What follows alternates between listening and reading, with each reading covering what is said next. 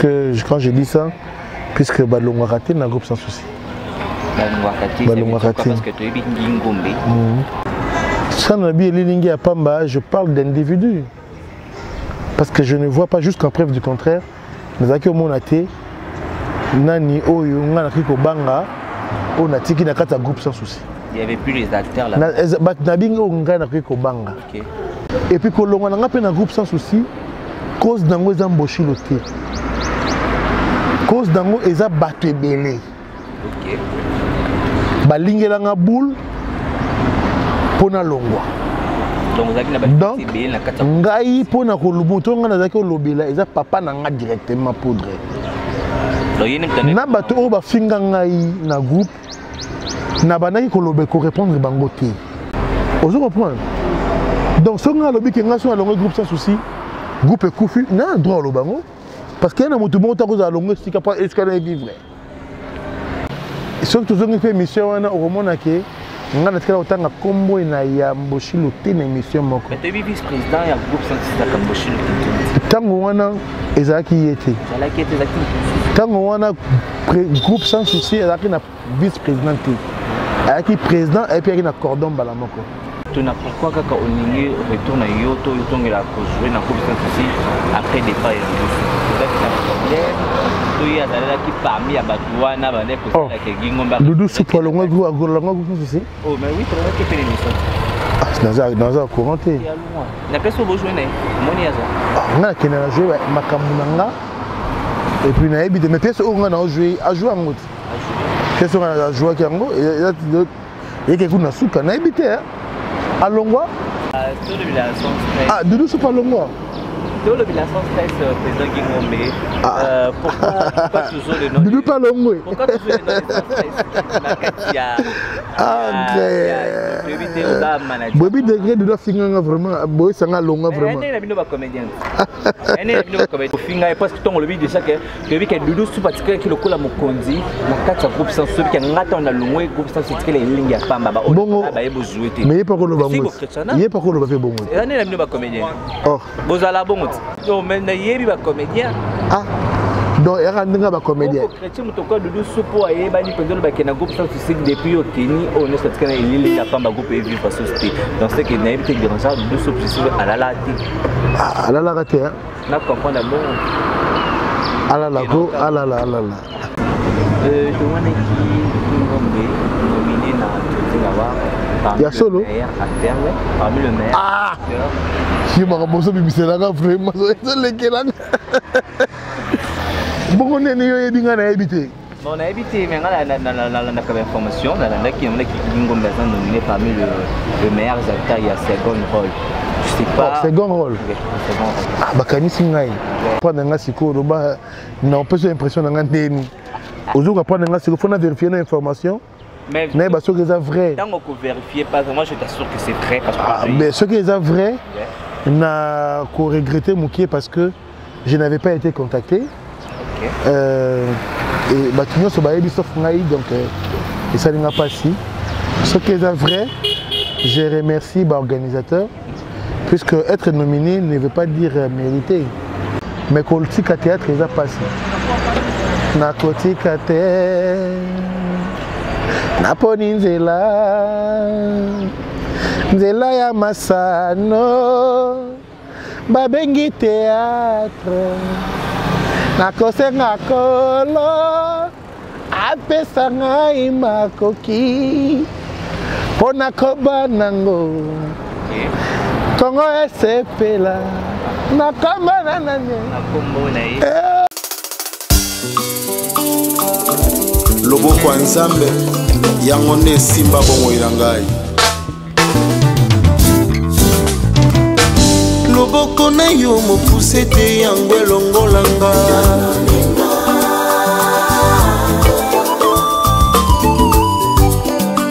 uta nayeba kolongo changeanga identité nakoma mwana na yo okomisanga héritier pour jour du bonheur de ta maison. Bienvenue dans Baron TV, fidèles internautes, chers abonnés sur Baron TV, pour l'année 2021. Là-bas, on va jouer occasion comment on a fait pour la émission de son base. impérateur comme micro d'impérateur avec moi la possibilité de vraiment le plaisir de moi la vie que déjà vraiment scotché que la émission est bien impérateur. Et aujourd'hui particulièrement dans notre émission qui va avec un artiste et comédien otokobeta mwa lisolo na ye na kati ya émission na bino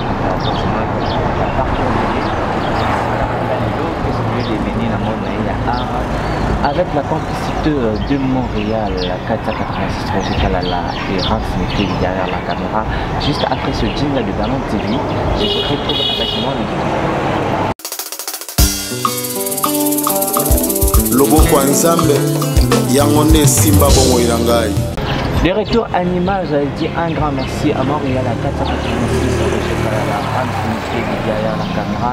Je dis un grand merci à la patronne Marion Moubenga. Moi, ça s'appelle lui Solide, il y avait une mère de mort. Je dis un grand merci. Je vous signale que Toza a plainerie avec mon invité qui est bel et bien président Guy Ngombe. Bonjour. Bonjour Jay-Z. Ici, mon l'impérateur. Ouais, bienvenue dans notre émission Impérateur. Ouais, je suis au micro d'Impérateur. Ouais. Je salue tous les internautes qui sont répandus dans le monde. Ils sont là partout, hein, en Asie, en Amérique, en Afrique, en Europe, en Océanie. J'ai des abonnés de Berlin TV avec cette émission Impérateur is Mike. Voilà, ceux qui me connaissent me reconnaissent et ceux qui ne me connaissent pas me connaîtront au travers de cette émission à cœur ouvert puisque les questions sont pour Jay-Z Mosengo l'impérateur mais les questions sont bel et bien miennes quoi, voilà. D'accord, monsieur le président Guy Ngombe, ndenge ka olobi ba oyo ba yebi ba yebi te ba konga ba yebi yo na kati émission Impérateur Mike. Ndento yeba Guy Ngombe azanani. Comédien congolais. Je suis comédien congolais, artiste comédien, acteur de la comédie et du théâtre. Voilà.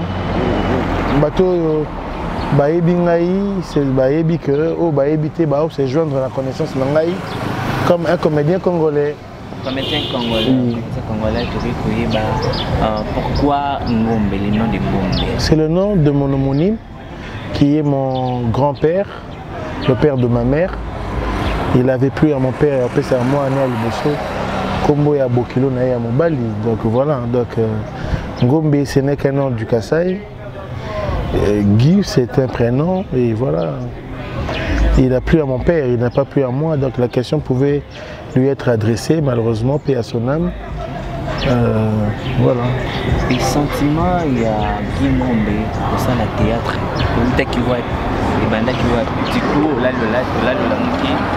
Tu deviens un acteur comédien, soit tu as eu des formations, soit c'est inné pour toi. D'abord, je suis né artiste, puisque ce n'est pas seulement le théâtre que Mekakakosala. Je suis un critique d'art. La musique, le cinéma, le théâtre, la danse, je suis passé par tout ça. C'est-à-dire la culture, c'est ma vie. Le théâtre, c'est une opportunité, puisque je suis artiste. J'ai été requinqué par un ami, Camille Milabio. Il est là, il est directeur artistique de sa compagnie Théâtre Les Itinérants, où nous avons tous commencé à travailler, Camille Milabio. C'est là que j'ai commencé le théâtre professionnel, parce que avec ma jeunesse culturelle, partout où j'ai passé, vous allez comprendre que toutes les écoles où je suis passé, je n'étais que des sélectionnés parmi les acteurs de la culture. Peut-être c'est la poésie, peut-être c'est le théâtre, peut-être c'est la danse, peut-être c'est la musique. Donc voilà. Mais le théâtre, je l'ai professionnalisé avec la rencontre de Camille Milabio. C'était en 1999. J'ai commencé ma carrière du théâtre. Mais ceux qui me connaissent beaucoup plus avec la télévision, que j'ai commencé en 2009. Et jusqu'aujourd'hui, donc les gens m'ont connu vraiment avec la télévision qu'avec le théâtre proprement dit.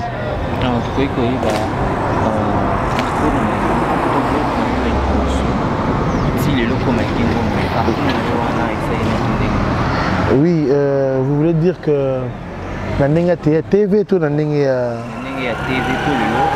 TV car groupe Nandenga TV car groupe Moko groupe sans souci d'Afrique. Groupe sans souci de de 2009 jusqu'à aujourd'hui, groupe sans souci. De 2009 jusqu'à aujourd'hui, oui. On va revenir à Nawana de 2009 jusqu'à aujourd'hui, dans groupe sans souci. Donc oui, ma pièce est libre qui on va choisir la pièce ni. Pourquoi docteur? Non, c'était Le Cœur de l'Homme. C'est toujours en 2009-2010. C'était en 2010, Le Cœur de l'Homme, que Sali Bosso a joué au sein du groupe Sans Souci d'Afrique. Qui est Sali Bosso et moi, j'ai joué le rôle d'un inspecteur judiciaire.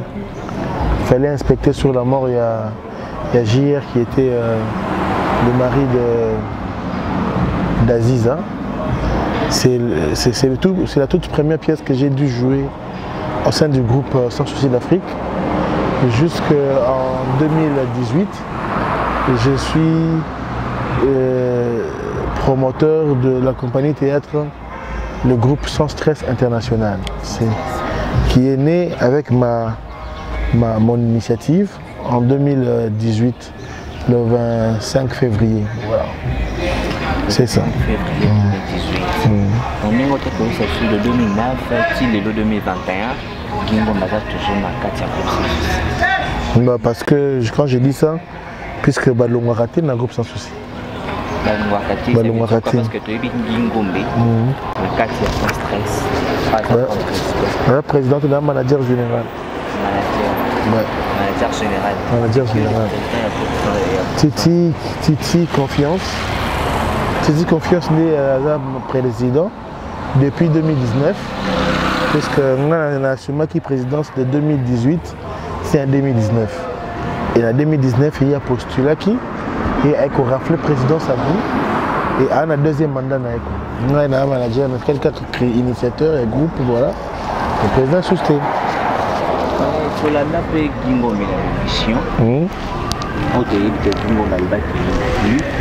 Groupe Sans Souci et tout le monde qui vient au pays pour ça qui moi sanga to benga to sanga ya bato pe balongwa ki na Groupe Sans Souci tout le monde qui va mari kabongo to zaka na lisanga wana na vite tout le monde qui au pays zaï ko jouer wana pourquoi bato yo tata to yebi ka balongwe qui va céder le comment boye les lo susu to yo ka Gingombe saka toujours na kata Groupe Sans Souci nangina ba problème eza wapi problème eza wapi soki moto Azaki quelque part et Kamoni Akoli a créé Eloko Moko pour sa propre survie, hein, et que à l'objet Azara à la maison mère nazo parce que ma base est-ce que ma base que Azara même limité pour la nini tolingaka tango lingo sa Eloko malamu foka ko longwa ka sikoti et puis ngai na ebi que na mitu dans le banaza membre effectif il y a groupe Sans Souci mais naza membre sympathisant.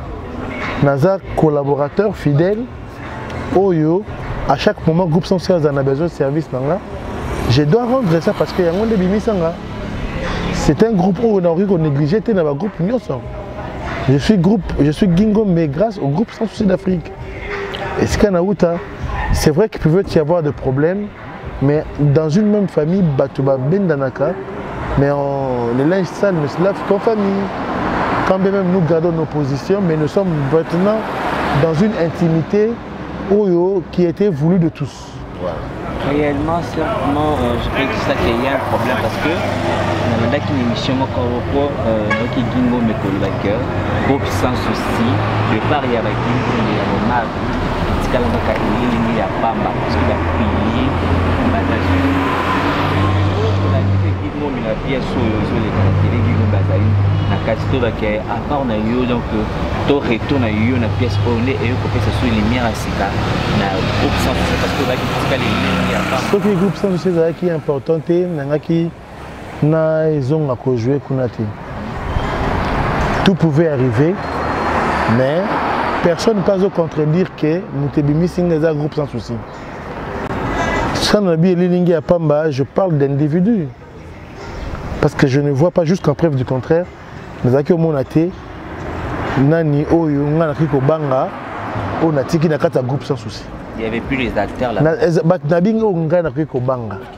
Parce que même sous Jésus, au groupe sans souci, au Bango Banga, Batumo Bazakuna Kati. Mais Ngana Nga Bazate. Nga Bangate. Et puis, na Koloba et Lilingi à Pamba ne veut dire que le quoi Nga Azate, il aura malongo Zakunati.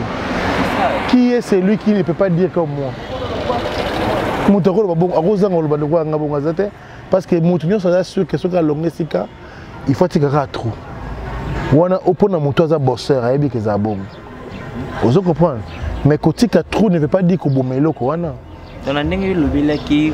avez maîtrisé même dans lobby. La pilier mon côté. La Gingombi. Tu as parlé de toi. De moi-même. Je parlais de moi. Puisque comme je suis parti de ce groupe, j'avais laissé les acteurs où Natika Bango Bazaka Wana. Dans le Belanga. Depuis que na longa ka baseri wana, na comprendre que on se batika li baza ba lilingi à Pamba et c'était le moment où au moins ba incompréhension malentendu ezalaki eza ba fièvre ya kolongwa. Donc c'est-à-dire c'est ça quoi. Je pense que toi, na lobby naza besoin ya motuté. Na lobby la kaka ngai na kata groupe sans souci. Na lobby la motuté, na lobby pour ngai. Ndenge naza boye, je m'estime être le meilleur acteur au Nzamba Kela na mokili. Ozo comprendre. Mais sans comparer ngai na mutu. Comprendre.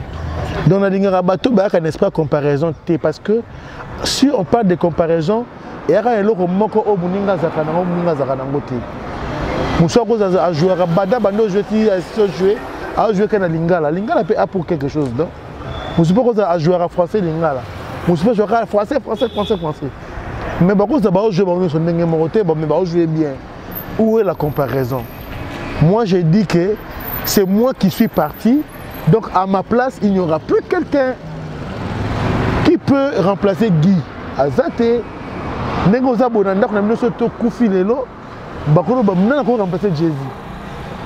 Dis-moi, qui peut remplacer Jésus? Azate. Je suis unique à mon genre. Je ne me compare pas à quiconque, mais tout le monde est collaborateur avec Gingombe. Voilà. Et pour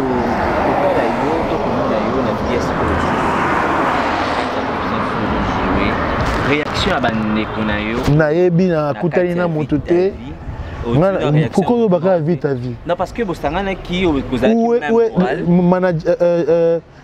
administrateur général a vu ta vie, mon vieux Omar Ika Bongo, Aza en bon terme, na président pour de chasse. Baza en bon terme. Vous comprenez? Il n'y a pas de problème entre Bango. Qu'est-ce que ça ferait à Omari, mon vu ta vie sur une gana? Parce qu'il peut se faire bien ici, ok, jouer. Ah bon? Pourquoi pas? Et vous pouvez s'allier sur un monat. Pourquoi pas? Canal Nini, parce que tu as dit moi dans l'émission, tu as dit que vous avez mon émission, quand nous le vite, tu as dit fièvre, il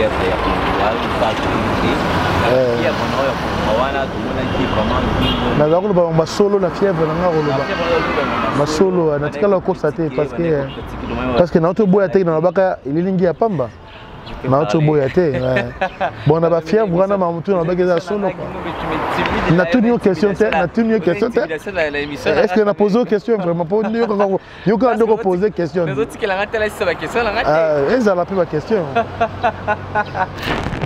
Mais qui est derrière la caméra, Valérie Mouniang a commandé les bords pour bon avec Kingo. Je veux dire, le lot de l'émission peine à moi, il peine à dire que. Vraiment, la balabala. Très bonne, ça a raison, bon, il bien. Donc, il a vraiment posé. Ouais.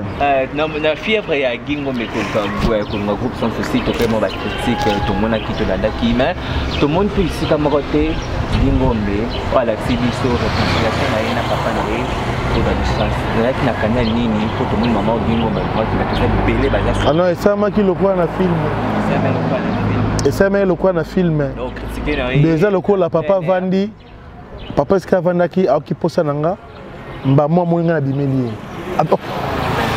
kaka lelo na qui posa na moi nanga papa kaka ngapel lelo na qui posa no papa bah essayez donc canal qui donc formidable donc et puis notre boye mbochu le culture de pesca zalaki abino qui pose moi na ngogi pa pose sangani to kutali mbabo bisemisatu donc yo le bail qui na yo en plein air ba fidèles internautes balandaki mais que c'est la bonne ici pour calmer la président et les gens en éclipse tout le baka bongo président qui na posa na yo de benga na ebi que na libota mon côté tout le monde papa sengi mon excuse so papa mo senga pardon à son papa te papa t'a reconnaître ma bene mais jamais ko senga pardon mais so papa bengi alabi na mwana to mbali kala so papa andimi mbota mwana oya ya mabe c'est que da makambo sili donc azaki na besoin komona ngana fuka mela été yazaki na besoin ya komona esalami bongo nza matinda na mokili donc muta fuka mela moto azati na lingaki pena ndima papa fuka mela ngati papa ko koloba o papa pesa comme faute yango na ndimi keza faute nanga nga za suna doit ko rappeler papa tala o nga saki boye ko posa lenga boye te wala ko mwana za très impoli mais donc papa to le ba o sala ka na ko ba ki papa ni ça parce que ah na ba ki yango za te lokola yo ah na ba ki yango mais c'est bien bon ko c'est que na lo ba ki yango nga vraiment ah nga vraiment ti lo lo ba nganga et puis na munoko no vraiment yo vraiment je suis naïbe que soit cette émission na yo za maele oyo moko ba ko bimisa makambo quoi ngape naïbe que papa nanga so na kuteni na ye papa ko boya ngate papa ko boya ngate mutu kuta teka biloka papa na bango teka bomenga papa na yake ndagenda aliena bangulu apa mikola na bangulu apa zongi papa zonga ta ko mosai na yo apa bité mosali te oka mwana na ngai veut dire papa zela ki na fuka mela été papa nangai tozelaki occasion nini ekosangisa biso papa aza moto oyo asilikela kanga makasi po ayebaka te nini oyo ezali koleka na kati to papa comprendre que ah na bana nga nyonso vomi mwana oyo alobaka ke mwana abomba na motema ah de ginda za bien quoi vraiment ginda za bien pour naza pe kaka bien na lingaka na nga problème na bato te papa na biso akolisa biso na esprit ya réconciliation. C'est facile pour me réconcilier avec mon tata ou à Funginga, toi à l'ingé maman nanga, toi bimina moi nanga, vraiment moi nanga. Ce que j'ai compris c'est dit, on va avoir notre vérité. Ta vérité. Donc c'est quoi relation na yo na mboshi le Kingo, 9 ans. Azali mutu oyo et pas nae na école réalisation. Attends tout ça qui n'a pas problème na bano linga nanga ko lobango te. Te o lobaki on. Na lobango hein. Lobaki on lobaki on a rappelé yo ka ko sali. Le lot comment est-ce que moto aza à terre pour aller dans la cinéma tu as porté vice-président ya groupe ce qui le lot pour ça c'est pas pour monsieur le Kingo. J'ai bien suivi l'émission. Na ba ki ngoboko? Les allez bon. Ah, c'est na ba bien. On va bien. Na ba bien na tango wana. Ah, le lot mais attends on les a endossé. Pour mboshi le président Nzambe te azali motu après pour changer. Vous comprendre. Wa nga lobaki ngoda. On va pas vraiment. Mais tant dans le bac yango, ezaki bongo mais c'est quoi eza bongo te. C'est quoi à changer comme bongo ça? Ah non, tant on va bengi ngai na ye na moni eloko esalemi na groupe, na comprendre que c'est que ça ce groupe ane bongo. Na kalazaki na mota bene ko. Pour nazala kité, ndé na ba bongo. Au moni ndako vanda kate, moi baska ma etangaka. Exactement. Na lobaki on na longwe. Na lobaki on na longwe. Mais oyebaki déjà quand même biska. Na lobaki on na longwaki. Na lobango état ya kolongwa. Wana ba fièvre ka ya kolongwa ne lobisaki. Obandeli yango. Obandeli yango susi. Ba fièvre wana te na lobi na yo ke surtout zongi pe mission wana okomona ke nga na tikala otanga kombo na ya Mboshilo te na émission moko. Mais tu vice président ya groupe scientifique ya Mboshilo. Tango wana ezaki yete. Ezaki yete ezaki. Tango wana groupe sans souci ezaki na vice président te. Ezaki président et puis ezaki na cordon bala moko. Et comme vice président après que nga déjà na longwe. C'est-à-dire eza ngati na loba mambolobi wana. Donc nga soki na loba ki on sait eza solo. Mais c'est que le roi eza ngati na loba ki yango c'est déjà le kuta quoi.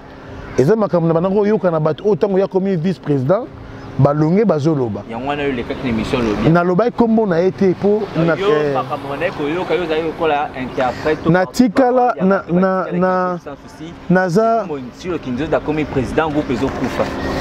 naza mutu oyo mutu akomema ngai boyeboye te comprendre ntango ngai alonge groupe sans souci azalaki na vice président te groupe sans souci seke ngai te naloba makambo wana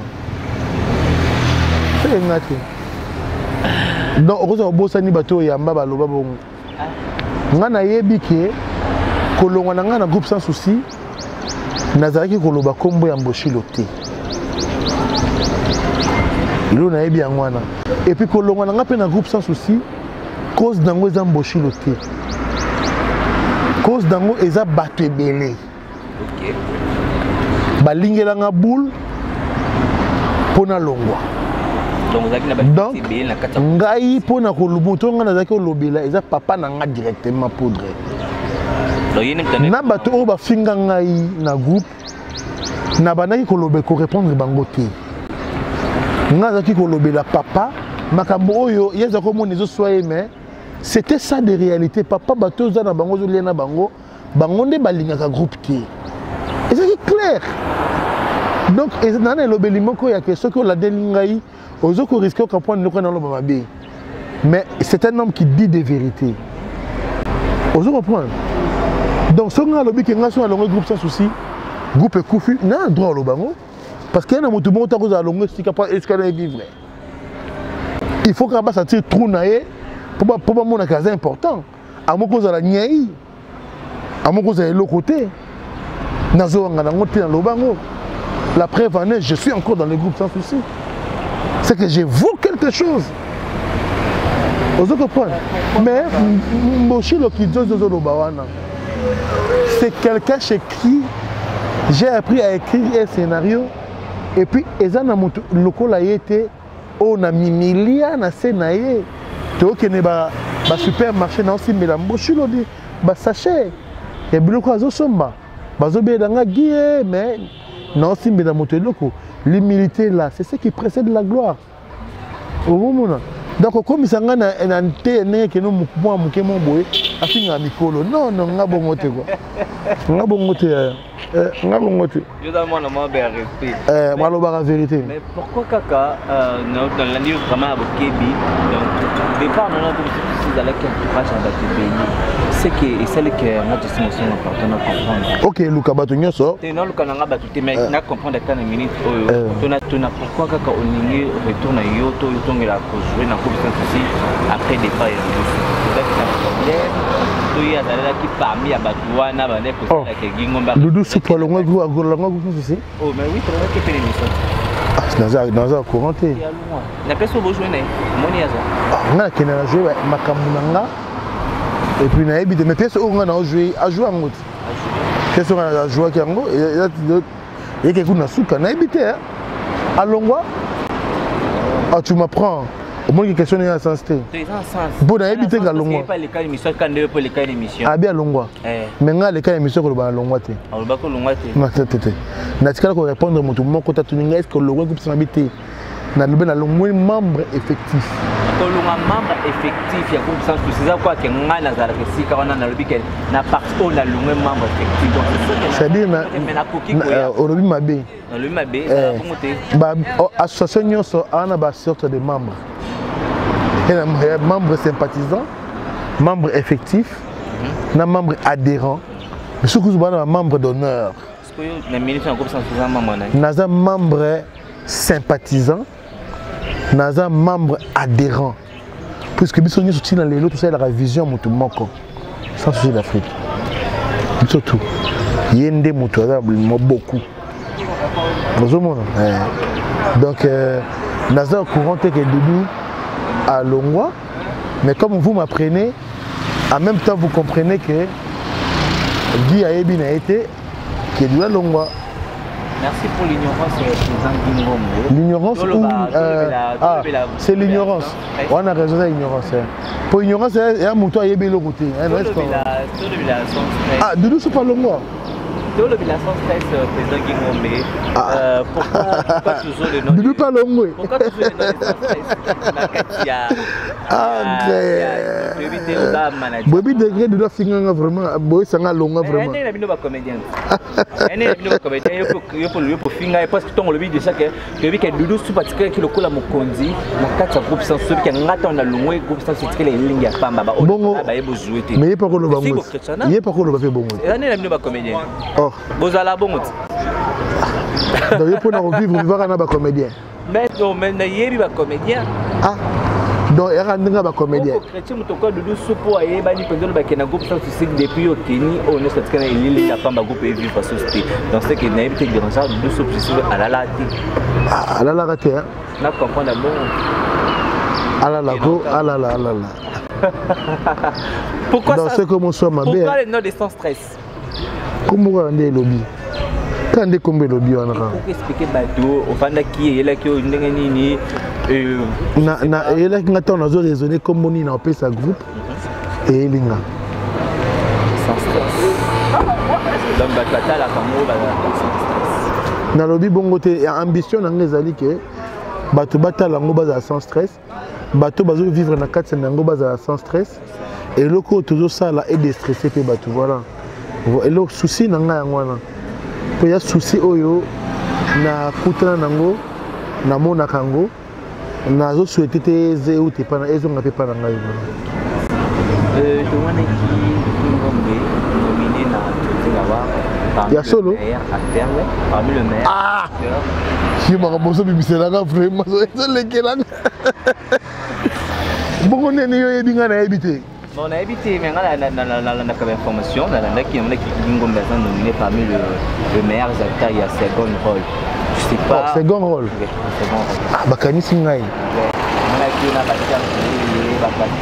oh tu as nominé ce camarade nanani Serge Louyer mon ami Serge Louyer impression na yo sentiment na yo mais zo apprendre nga siko ba na on peut se impression nga ndeni ozo apprendre nga siko faut na vérifier l'information mais ce qui est vrai tant qu'on vérifie pas moi je t'assure que c'est vrai parce que mais ce qui est vrai n'a qu'au regretter Moukié parce que je n'avais pas été contacté et bah tout ce baïbi sauf ngai donc et ça n'a pas si ce qui est vrai je remercie l'organisateur puisque être nominé ne veut pas dire mériter donc et non c'est qu'on a eu le coup qui avant ngai ou mais quand ngai ko informer batuke na nominé ceux qui va voter ngai ceux qui va voter voilà quoi pourquoi qu'il va voter parce que ngai na nominé la charité mieux d'ordonner de comment ce que passe ça mais autre dans la question rencontre mingi ma réalité hein non pour yo lingolo baké baché biso yo doit apprendre ngai ba nom baché biso na liste moko de catégorie moko de nomination parce que pour na yo ngai singa doit voter ngai pourquoi il va voter Serge Louyer master ah c'est que Serge Louyer est quand même parti pour c'est que oyebi il faut zongela ko apprendre culture parce que il faut apprendre des cultures. Je ne peux que féliciter Bato ba nominé Ngana Bango. Merci et félicitations. Mais si je vais demander, je demanderai aux gens de voter pour moi. Parce que Eza Nango fin du monde. Ce n'est pas que vote ou un des causes que Guingoma est la meilleure ou mauvais acteur. Et puis arriver on va voter biso à voter qui est là. Tu vas voter dans les Motomoussous. Faut un dimateur reconnaître on a le droit moto karamana makambuté comme c'est le karamana on na le droit yete moto azaka bongo azanga bongo parce que nous azabonga za kwa bango te Ngombe za marié naza moto azobenga mabala na nzela wana nzela libala napesi mwasi na ngambo te oyo na kobala naza na nzela kobala mwasi oyo président Guingombe baza nzela kobala oui bien bien osa ka relation na yo to batana ndenge nini na musala na yo na sayelaka oyo nzambe asanga oyo nzambe asala pe ke mokolo nyonso azalaka na 24 heures kaka na 24 heures wana nde nabundana nango Et les lots, les va changer Kingombe, pas Kingombe, la monde à théâtre. Quoi d'autre vous avez capté ça la part? Bah, ça, on a noté que va mais théâtre est interdépendant na bakamunyoso. Avec le théâtre, on peut encore faire beaucoup de choses. Parce que le théâtre, c'est un art, les affaires sont les affaires. Mais le théâtre peut aussi générer les affaires. Avec le théâtre, il faut appeler piston moko ça. Mais quand le théâtre, il a passé. Nakotika te, naponi nzela ya masano, babengi théâtre. Nakosenga kolo, apesa ngai makoki, pona koba nango. Kongo esepela, nakamba nanane. Nakombo na ye. Oh Yesu. Au Monique na Yembi. Ouais, je senti une belle voix. Kingombe, tu peux koyeba, il donne aux alaki nana. Nana idole te. Nana idole te. Nakoza la pe na été. Nakoki koza na idole te. Mais nazana mutu oyo namonaka ke makambo asalaka nga pe nakoki kosala ngo. Soki pe nasala yango ekosepelisa bato. Moto aza modèle nanga. Eza rock bokabola bodo. Voilà. Na papa Bombo Fifi. Papa Bodo, la modèle il y a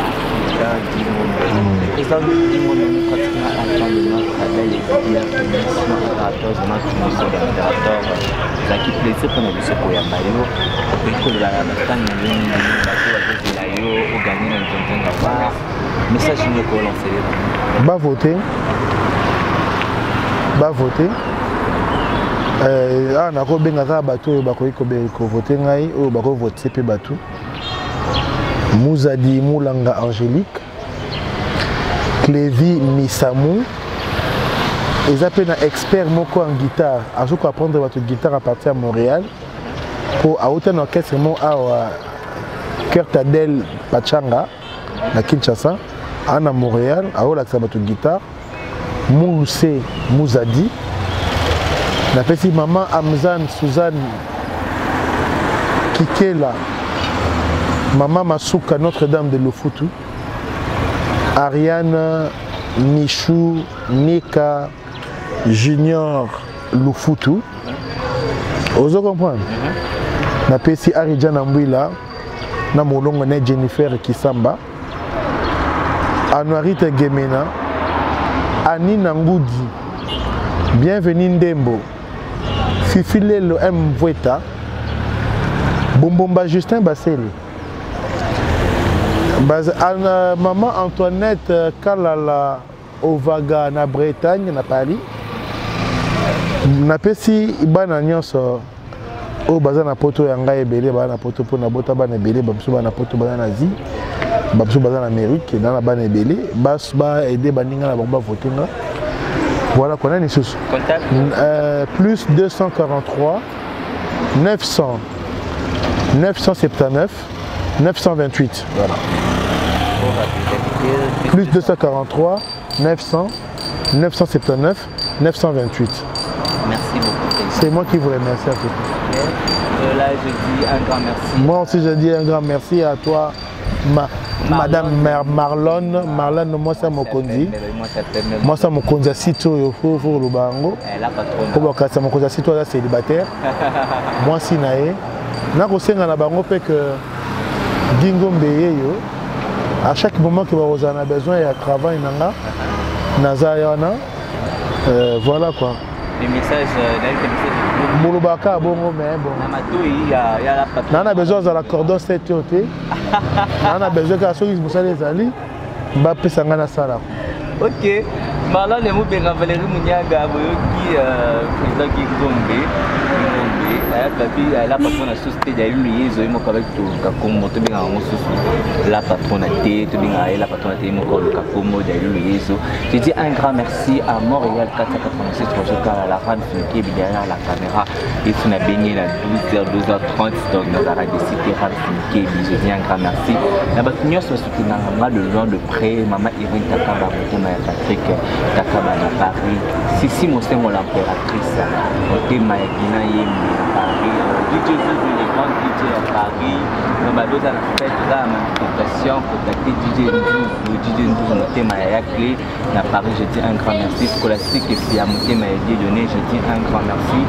La bâtiment soit il y a un tronc de chaque jour, de chaque instant, de chaque minute, de tous les temps, mon ami privé, personnel, mon ami privé. Stéphine Achakal, maman, moi, ça peut m'ajouter un grand merci. Isaac Chipé, ma Claudie Chipé, ma Claudie Bonne Petit, Wenji à la Mazani, Mazani, ma Pouya, je dis un grand merci. Ma opinion sur la Kanaï, à l'état de tout ça, à mon pasteur, Patrick Montador, DKL, maman d'amis pauvre, je dis un grand merci.